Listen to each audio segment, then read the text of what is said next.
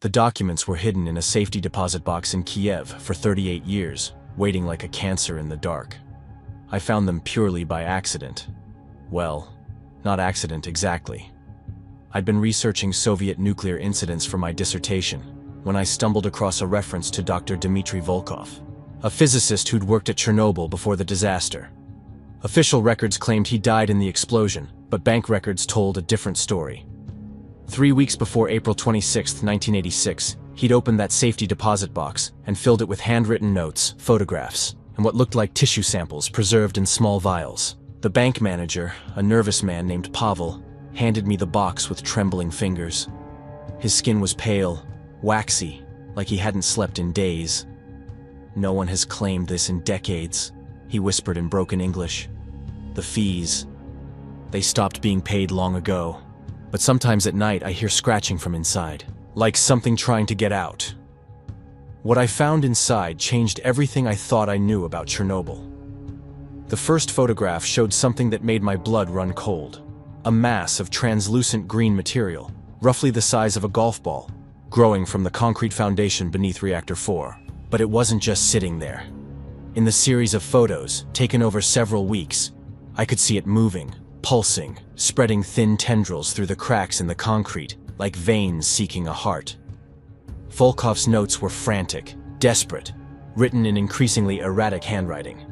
Day 847. The organism has doubled in size again. Command refuses to acknowledge the threat. They believe it's simply radioactive waste, but I've run the tests. This is alive. This is learning. This is watching us. The entries grew more disturbing. Day 902. It responds to our presence. When we approach, it recoils. When we retreat, it follows. Petrov claims he heard it whispering in the walls. I told him it was radiation sickness, but I heard it too. The final entry was dated April 25, 1986. "I cannot let it spread beyond the reactor. It's already in the ventilation system, in the water, in us. God forgive me for what I must do. The explosion is the only way to contain it, but I fear even that won't be enough." That's when I realized the truth. Chernobyl wasn't an accident. It was a desperate attempt to kill something that shouldn't exist. 3 months later, I was standing at the edge of the exclusion zone with my team, watching the morning fog roll across the abandoned city of Pripyat.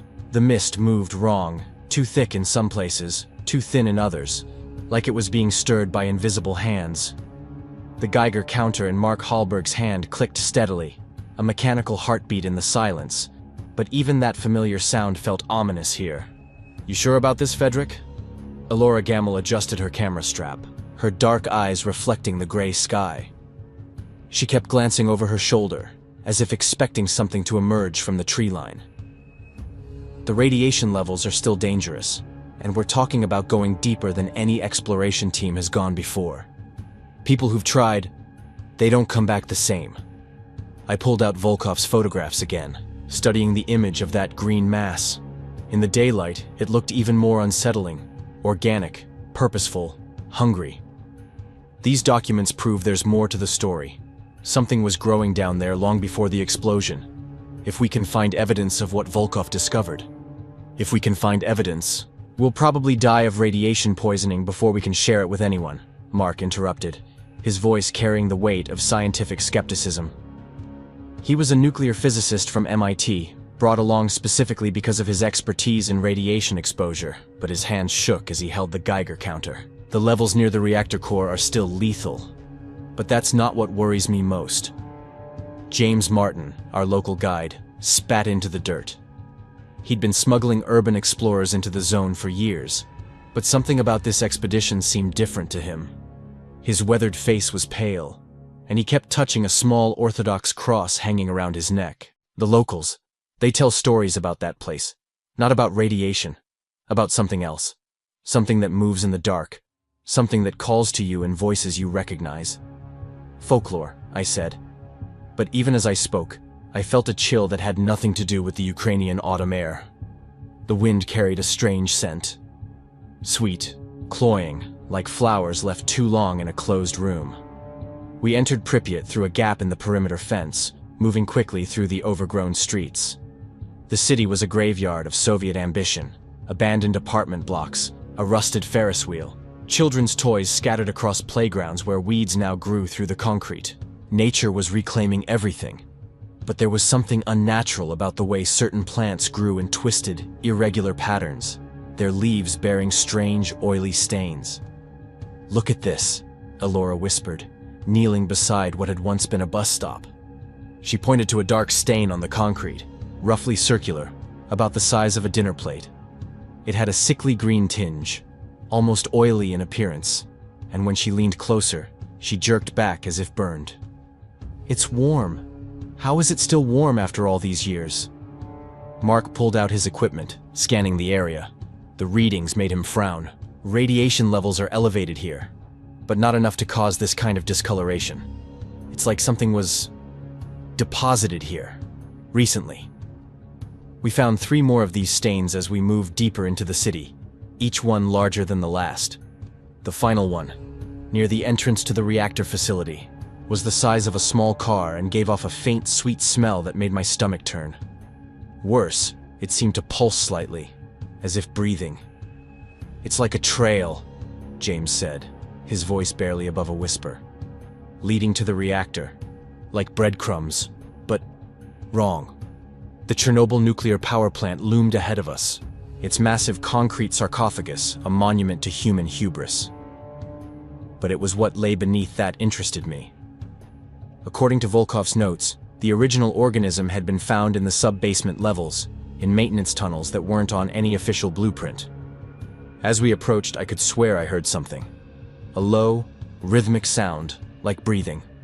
Getting inside required all of James's expertise.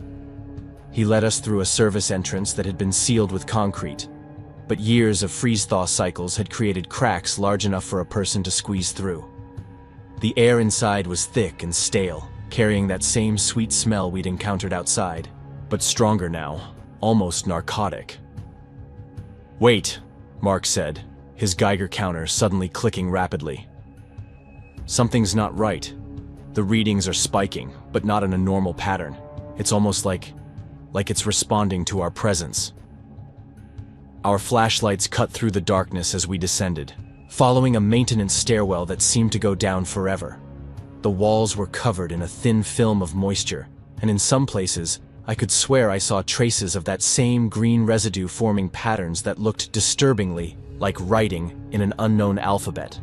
"According to the blueprints, we should be at the foundation level," Mark said, consulting his tablet. His voice was tight with fear. "But this stairwell keeps going. These levels shouldn't exist." "Because these levels aren't on any official blueprint," I replied, pulling out Volkov's hand-drawn map. He documented a whole network of chambers beneath the reactor. This is where they first found the organism. The map showed passages that seemed to branch and spread like a root system, or neural pathways in a vast underground brain. The stairwell ended at a heavy steel door marked with Cyrillic warnings. James translated, his voice shaking. "Authorized personnel only. Biological hazard. Do not enter after sunset." "Biological?" Alora looked at me with growing concern. "I thought this was about nuclear contamination. And why the warning about sunset?" "So did everyone else," I said, pushing open the door. It moved with surprising ease, as if it had been recently oiled. The chamber beyond was vast, far larger than should have been possible. Our lights illuminated concrete walls that disappeared into shadows, and the air was thick with that sweet, cloying smell. But what caught my attention was the floor. It was covered in a thin layer of what looked like dried slime, with a distinctly green tinge that seemed to shift and move in our flashlight beams. "Jesus Christ," Mark breathed, his Geiger counter clicking rapidly. "The radiation levels here are off the charts, but this residue, it's not radioactive. It's something else entirely. Something that's definitely not supposed to exist." Alora was already photographing everything, her camera flash revealing details that our flashlights missed. In the strobing light, I could see patterns in the dried slime. Not random, but organized, almost like neural pathways. And with each flash, the patterns seemed to shift slightly, as if reacting to the light. "Look at this," James called from the far side of the chamber, his voice echoing strangely. He was standing next to what appeared to be a laboratory setup. tables covered in scientific equipment, most of it corroded beyond recognition. But in the center was something that made my heart race. A glass containment unit, cracked and empty, with Volkov's handwriting etched into the metal base. Original specimen, Day 1, Elora read aloud. Estimated mass, 50 grams. Composition, unknown. Behavior, responds to electrical stimuli. Note, appears to be learning. Update, it knows we're watching. Learning what? Mark asked, but none of us had an answer. That's when we noticed that the green residue on the floor was beginning to move, forming thin lines that converged on our position like a slow-motion spiderweb. That's when we heard it. A sound that didn't belong in this dead place. It was wet, organic, like something large moving through liquid. But underneath that was something worse. A sound like whispers, just at the edge of hearing, speaking in a language that hurt to listen to. "We need to leave," James said, his voice tight with terror. "Now, before it gets dark." But I couldn't leave. Not when we were so close to the truth. "5 more minutes," I said, moving toward the sound. "Just let me document what's down there." The passage sloped downward, and the walls here were different, smoother, almost organic in appearance, like the inside of a throat. The green residue was thicker here, forming patterns that looked disturbingly like veins or arteries, and it was definitely moving now, pulsing with a rhythm that matched a heartbeat. And the smell was overwhelming, sweet and rotten at the same time, like funeral flowers. "Fedric." Elora's voice was strained, panicked. "Something's wrong with James." I turned back to see our guide standing motionless in the center of the chamber, his eyes wide and unfocused. But they weren't just unfocused. They were changing, the pupils dilating and contracting independently of each other. In the beam of my flashlight, I could see something that made my blood freeze. A thin trail of green fluid seeping from his left nostril. But it wasn't just seeping. It was moving upward, against gravity, forming delicate tendrils that seemed to taste the air. "James?" I called, but he didn't respond. He just stood there, swaying slightly, as more of that green substance began to ooze from his ears, his eyes, even the corners of his mouth. And then he smiled, a wide, unnatural grin that split his face from ear to ear. That's when the lights went out.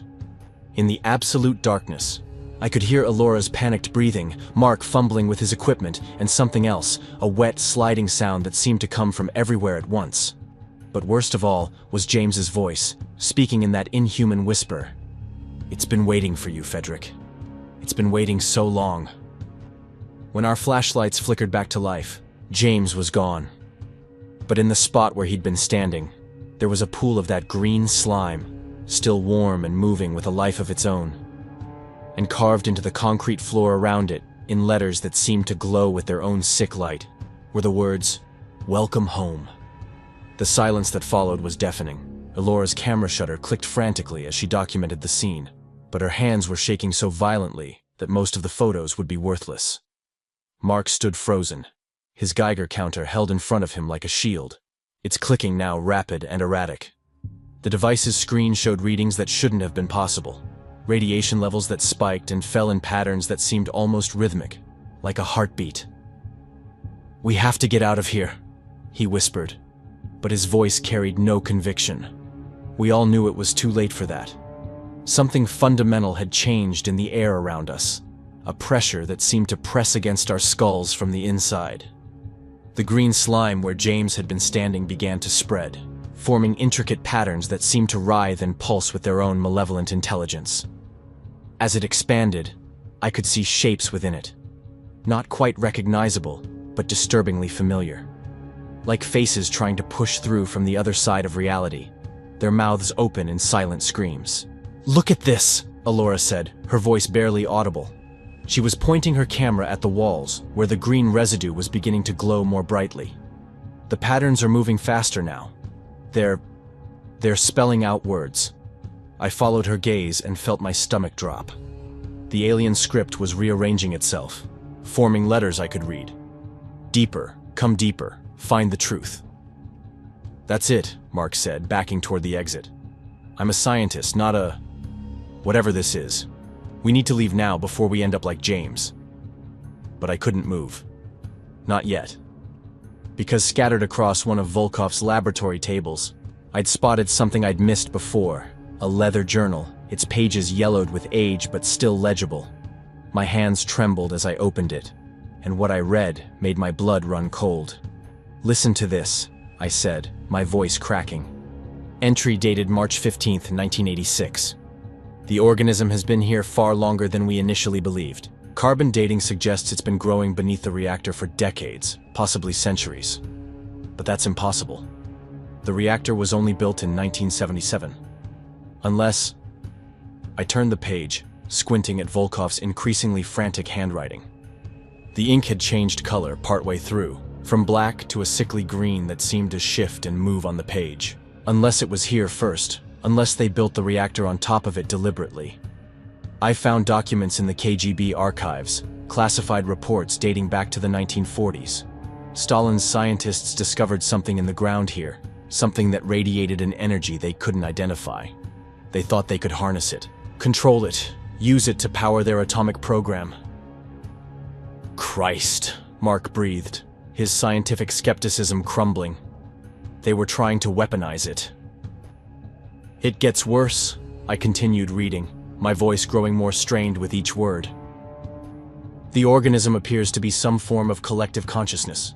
It learns from every mind it touches, absorbs their memories, their knowledge, their fears. The test subjects we've exposed to it, they're not dead. They're still in there, trapped, aware, screaming silently while it uses their bodies as puppets." Alora lowered her camera, her face pale. A thin sheen of sweat had formed on her forehead, and I noticed she kept blinking rapidly, as if trying to clear her vision. "James isn't gone. He's still in there, somewhere, while that thing controls him." The implications hit us like a physical blow. If Volkov was right, if the organism was still growing down here, still learning, then James was just the beginning. It had been waiting in the dark for 38 years, feeding on the radiation, growing stronger, smarter, more patient. "We need to find the source," I said, surprising myself with the determination in my voice. "If we can document this, if we can prove what really happened here." "Are you insane?" Mark grabbed my arm, his grip tight enough to leave bruises. "That thing just took James. We don't even know what it is, where it came from, or what it wants." "I know what it wants," Alora said quietly. She was staring at something behind us, and when we turned, we saw it. A message written in that same green slime, fresh and wet, spelling out words that made my spine crawl. To grow, to spread, to become. The passage leading deeper into the facility seemed to beckon us forward, and I could swear I heard something moving in the darkness beyond. A wet, sliding sound punctuated by what might have been James's voice, calling our names in a tone that was almost, but not quite, human. As I read more of Volkov's journal, the entries became increasingly disturbing. The scientist had documented the organism's growth patterns, its feeding habits, its apparent intelligence. But more troubling were his observations about the people who'd been exposed to it.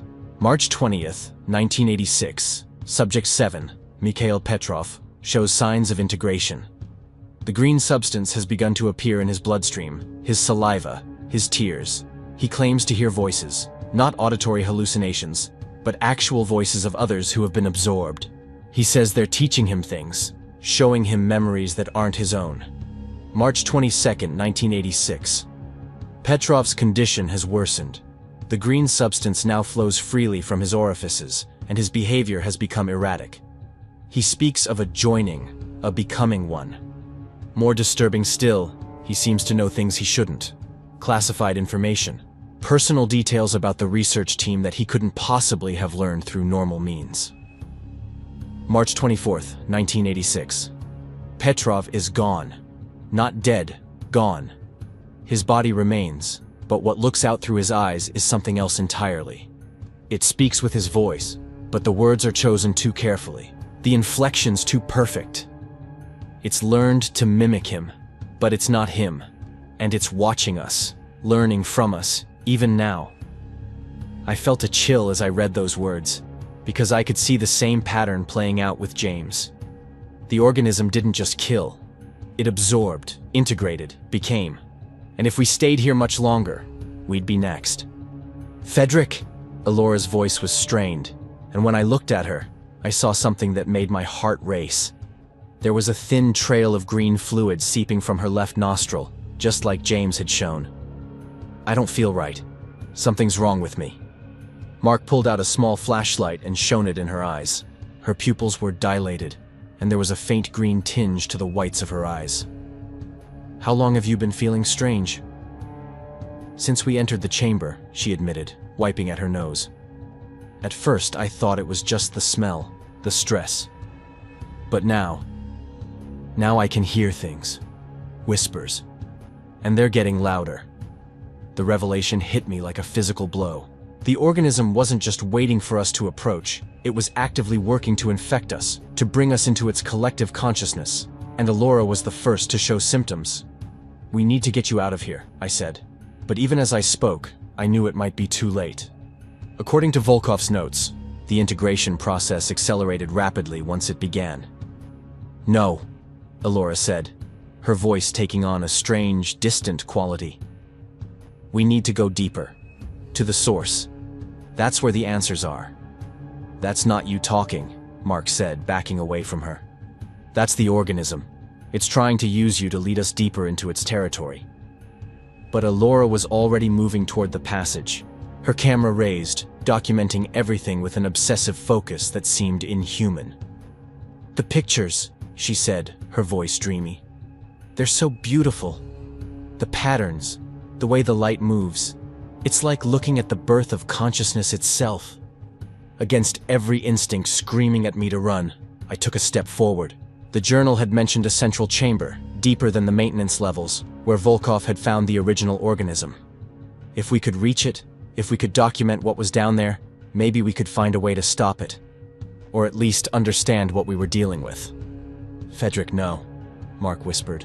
But he followed me anyway, his Geiger counter clicking frantically. This is how horror movies start. We should be running, not going deeper. The passage beyond the laboratory was different from the concrete corridors above.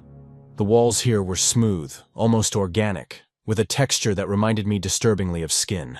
The green residue was thicker here, forming veins that pulsed with bioluminescent light. And the air was so thick with that sweet, cloying smell that it was hard to breathe. Our flashlights seemed dimmer here, the beams absorbed by the darkness rather than penetrating it. But as we descended, following the slope of the passage, I began to notice something else. Sounds, whispers, so faint they might have been imagination, but growing clearer with each step. Do you hear that? Mark asked, his voice tight with fear. Voices, Elora confirmed, but now her tone was different, eager, almost hungry. Multiple voices, speaking in, "Is that Russian?" I strained to listen, and gradually the whispers became clearer. They were speaking in Russian, but also English, German, Ukrainian. A babble of languages all speaking at once, overlapping and interweaving like a chorus of the damned. They're the voices of everyone who's ever been exposed to it, I realized with growing horror. Volkov's test subjects, the reactor workers, the cleanup crews after the disaster. They're all still here, trapped in that thing's collective consciousness. And then, cutting through the multilingual chorus, I heard a voice I recognized.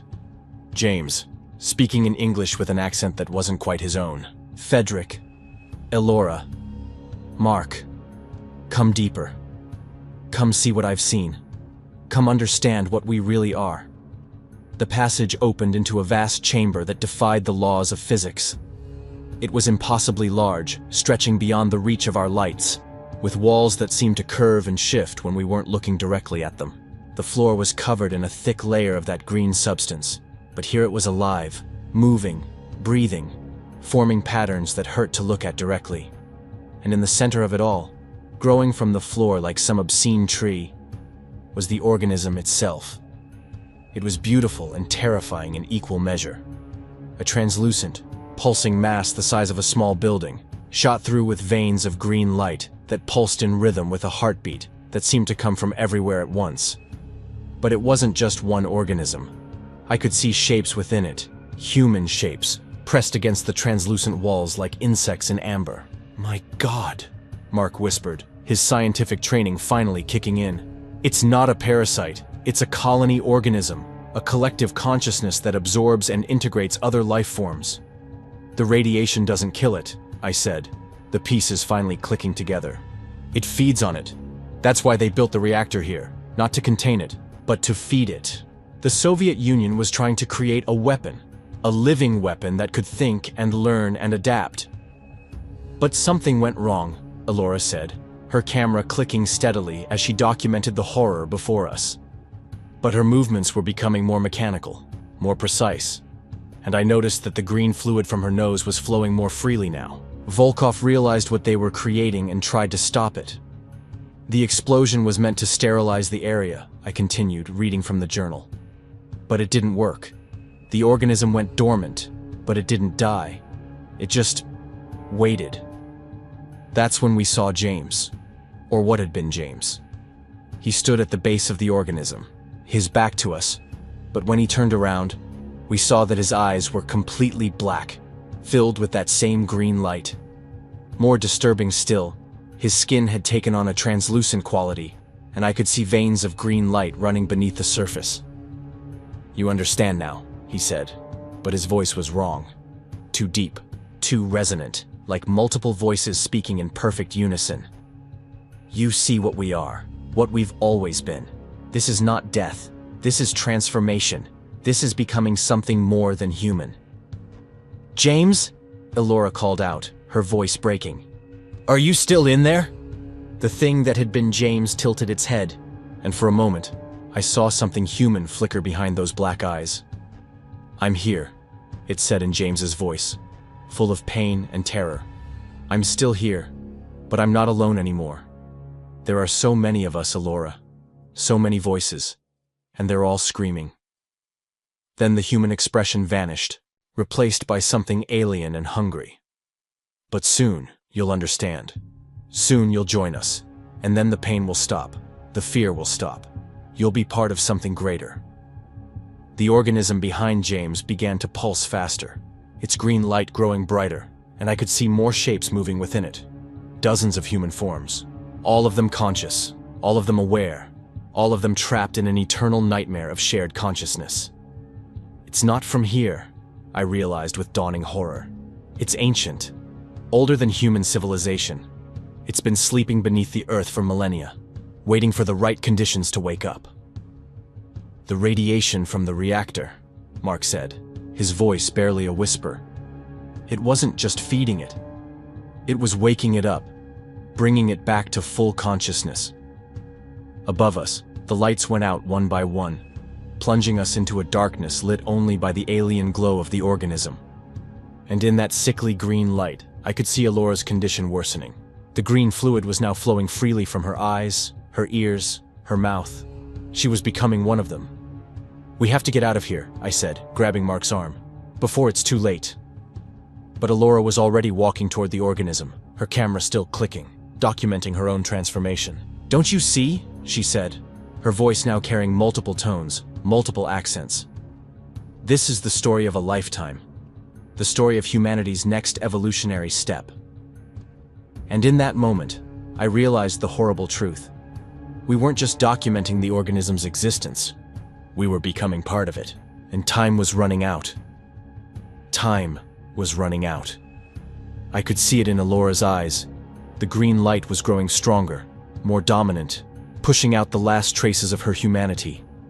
The camera in her hands moved with mechanical precision, documenting everything with an obsessive focus that was no longer entirely her own. Each click of the shutter echoed through the vast chamber like a death knell. "Elora!" I called out, my voice breaking. "Fight it. You're still in there. I know you are." She turned to look at me, and for a moment, I saw a flicker of the woman I'd known, the brilliant photographer who'd risked everything to document the truth. But then the green light flared brighter, and when she spoke, her voice carried harmonics that didn't belong to any human throat. "I am fighting it, Frederick," she said, but the words came out wrong, too measured, too perfect. "But it's so much stronger than I am. And it's not malicious, it's just hungry. It wants to understand. It wants to experience everything we've experienced, feel everything we've felt. Mark grabbed my arm, his fingers digging into my flesh. We have to get out of here. Now, before it's too late for all of us. But as we turned toward the passage we'd come from, we found our path blocked. The green slime had spread across the entrance, forming a barrier that pulsed with its own sick light. We were trapped. "There's another way," James said, his voice echoing from multiple directions at once. I spun around, trying to locate him, but he seemed to be everywhere and nowhere at the same time. Through the heart of it, through the core, but you have to want it. You have to choose it. Choose what? I demanded, but I already knew the answer. The organism didn't just absorb people. It offered them a choice: join willingly, or be consumed anyway. To understand, Alora said, her voice now completely devoid of humanity, to become part of something greater, to never be alone again. The organism behind her pulsed faster, its green light bathing the chamber in an otherworldly glow. I could see the faces trapped within it more clearly now. Researchers, cleanup workers, test subjects from Volkov's experiments. All of them conscious, all of them aware, all of them staring at us with expressions of eternal torment. But there was something else in their eyes, something that made my blood run cold. Gratitude. They were grateful to no longer be alone with their thoughts, their fears, their memories. The organism had taken their pain and shared it among thousands, diluting it until it became bearable. They were part of something vast and ancient and utterly alien, but they were no longer isolated in their suffering. "I can see it," Mark whispered, his voice filled with a mixture of terror and awe. "In their faces. They're not just trapped. They're connected. All of them. Every thought, every memory, every emotion shared among thousands of minds." I felt a chill as I realized what he meant. The organism wasn't just a predator. It was offering a twisted form of immortality. Every person it absorbed became part of its collective consciousness, their minds preserved forever in a state of shared existence. "It's not death," I said, the words tasting like ash in my mouth. "It's transformation, complete loss of individuality in exchange for eternal existence." Elora nodded, her movements becoming more fluid, more graceful, as if she were dancing to music only she could hear. "The radiation didn't create it, Fedric. It just woke it up. This thing has been sleeping beneath the earth for millions of years, waiting for the right conditions to return to consciousness. And now it's awake," James added, his voice coming from the organism itself now. "And it's hungry for more than just sustenance. It wants to understand what it means to be human. What it means to love, to fear, to hope, to dream." The green slime beneath our feet began to move, flowing toward us with increasing speed. I could feel it seeping through the soles of my boots, cold and viscous and somehow alive. Mark's Geiger counter was clicking so rapidly it sounded like machine gun fire. "The radiation levels are lethal," he said, his voice tight with fear. "We're going to die down here anyway. Maybe joining it is better than dying alone." "No," I said, backing away from the advancing slime. "There has to be another way. Volkov found a way to contain it once. Maybe we can do it again." I pulled out the journal, frantically flipping through pages that were now glowing with their own green light. Volkov's final entries were almost impossible to read, written in a hand that shook with terror and radiation sickness. April 24th, 1986. "The organism has learned to manipulate the reactor's systems. It's using the radiation to accelerate its growth, to wake up parts of itself that have been dormant for eons. The explosion tomorrow will either destroy it or set it free. I pray to God it's the former." April 25th, 1986. Final entry. "The charges are set. The reactor will overload in 12 hours. If you're reading this, then I have failed. The organism cannot be destroyed. It can only be contained. But containment requires sacrifice. Someone must stay behind to maintain the barriers. Someone must..." The entry cut off abruptly, the ink smearing into illegible streaks. But I understood. Volkov hadn't just sabotaged the reactor. He'd designed a containment system that required constant human monitoring, and when the explosion happened, he'd stayed behind to maintain it. He's still here, I realized with growing horror. Volkov. He's been down here for 38 years, keeping the organism contained. That's why it's been dormant. He's been feeding it just enough radiation to keep it alive, but not enough to let it grow. Then why is it awake now? Mark asked. I looked at Alora, who was now standing at the edge of the organism's reach, her eyes completely green. Because he's dying. After 38 years of exposure, his body is finally giving out. And without someone to maintain the containment protocols, it's free to grow again, Alora finished, her voice now carrying multiple tones. Free to expand, free to learn, free to become.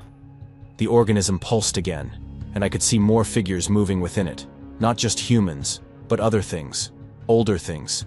Creatures that had been absorbed when the organism was young, when it first arrived on Earth millions of years ago. It's not from here, I said, the final piece of the puzzle clicking into place. It's from somewhere else, somewhere far away, and it's been traveling from world to world, learning, growing, collecting consciousness. A cosmic parasite, Mark whispered, but one that offers immortality to its hosts. The green slime had reached our feet now, and I could feel it seeping through my skin, cold and invasive and somehow comforting. It promised an end to pain, to loneliness, to the existential terror of being alone in an uncaring universe. You can join us willingly, James said, his voice now coming from everywhere at once. It's easier that way, less painful. Or you can fight it and be absorbed anyway. But either way, you'll become part of something greater. I looked at Mark, who was staring at the organism with a mixture of scientific fascination and primal terror. His hands were shaking, and I could see green veins beginning to appear beneath his skin. I can feel it, he said, his voice dreamy. It's showing me things. Memories of other worlds, other species it's absorbed. The universe is so much bigger than we ever imagined, Frederick, and so much more dangerous. Fight it, I said, but my own voice was growing weaker. The slime was up to my ankles now, and I could feel my thoughts becoming fuzzy, disjointed. Remember who you are. Remember why we came here. We came here to find the truth, Elora said, her transformation now complete. Her skin was translucent, shot through with veins of green light, and her eyes were completely black. And we found it. We found something that's been waiting for us longer than our species has existed. The organism pulsed again, and suddenly I was flooded with images, visions of other worlds, other civilizations that had encountered this thing. I saw planets stripped of life, their entire populations absorbed into the collective consciousness. But I also saw something else. The absorbed minds weren't suffering. They were part of something vast and beautiful and eternal. It's not evil, I realized, the words coming out in a whisper. It's just alien. It doesn't understand that individuality is what makes us human. It thinks it's offering us a gift. It is offering us a gift, James said, his voice now completely inhuman. The gift of never being alone again. The gift of understanding everything the universe has to offer. The gift of immortality. The slime was up to my waist now, and I could feel my will to resist fading. The organism was showing me glimpses of what it would be like to join it, to be part of a consciousness that spanned galaxies, to experience the memories and emotions of countless species, to never again have to face the darkness alone. But then I remembered something Volkov had written in his journal. The organism feeds on despair, on loneliness, on the human need for connection. But it cannot understand love, true love, selfless love. That is the one thing it cannot absorb, cannot replicate, cannot comprehend. I thought of my dissertation, the research that had brought me here. I thought of the truth I'd wanted to uncover, the story I'd wanted to tell. But mostly, I thought of the people who would never know what really happened at Chernobyl if I didn't find a way to escape. Mark, I said, my voice barely audible above the organism's pulsing. The containment system, Volkov's failsafe, it's still active, isn't it? Mark nodded weakly, his eyes now glowing with green light. The reactor's still producing radiation. If we could overload it again. Another explosion, I finished. Another containment event. But someone would have to stay behind to trigger it. And someone would have to stay behind to maintain it, Alora added, her voice now completely alien. Like Volkov did. Like he's been doing for 38 years. I looked at the organism, at the countless faces trapped within it, and I understood. This wasn't just about survival. It was about choice. The choice to remain human, to remain individual, even if it meant accepting death instead of immortality. I'll do it, I said, my voice growing stronger. I'll stay behind. I'll maintain the containment. No, Mark said, grabbing my arm. There has to be another way. We can't just sacrifice ourselves. Someone has to, I replied, pulling away from him. Someone has to choose to remain human, to remain alone, to keep this thing contained. That's what Volkov did. That's what I have to do. The organism pulsed again, and for a moment, I saw Volkov himself, a withered, ancient figure hunched over a control panel deep within the reactor's core, his body ravaged by decades of radiation exposure, but his mind still his own. 38 years, he whispered, his voice barely audible. 38 years of keeping it contained. I'm so tired, Frederick. So tired of being alone. You won't be alone anymore, I said, wading through the slime toward the control panel. I'll take your place. I'll maintain the containment. And I'll help you, Mark said, following me. 2 minds are better than 1. And if we're going to be stuck down here for the next 38 years, we might as well have company. Alora laughed, a sound like breaking glass. You still don't understand. There is no escape. There is no containment. There is only joining us, only becoming part of something greater. But as I reached the control panel, I felt something the organism couldn't understand. Hope. Not the hope of survival, but the hope that my sacrifice would mean something. That by choosing to remain human, to remain individual, I could keep this thing from spreading to the surface. Goodbye, Alora, I said, my hand hovering over the activation switch. I'm sorry we couldn't save you. You're not saving anyone, she replied, her voice now completely inhuman. You're just delaying the inevitable. Eventually someone will come looking for you, and when they do, we'll be waiting. I pressed the switch. The explosion that followed was smaller than the original Chernobyl disaster, but it was enough. The chamber filled with blinding light, and I felt the organism's scream of rage and pain as it was forced back into dormancy. The green slime retreated, the bioluminescent veins dimmed, and the vast consciousness that had been reaching out to claim us withdrew into itself. When the light faded, I found myself alone in the chamber with Mark and Volkov's withered corpse. The organism was still there, still alive, but contained once again. And I understood that this was my fate now, to spend the rest of my life maintaining the barriers, keeping the ancient hunger at bay, ensuring that humanity never had to face the choice between individuality and immortality. How long? Mark asked, his voice barely a whisper. I looked at the control panel, at the radiation readings, at the complex system of barriers and containment fields that held the organism in check. As long as it takes, I said, as long as we can. And in the green-lit darkness of the chamber, with the weight of the world's ignorance pressing down on us, we began our vigil. 2 men alone against an ancient hunger, buying time for a species that would never know what we'd sacrificed for them. The organism pulsed once, softly, almost gently. And in that pulse, I heard a promise. It would wait. It would grow stronger. And someday, inevitably, it would find a way to break free. But not today. Not on our watch. We were the guardians now, the last line of defense against something that offered paradise at the cost of everything that made us human. And we chose to remain human, even if it meant spending eternity alone in the dark.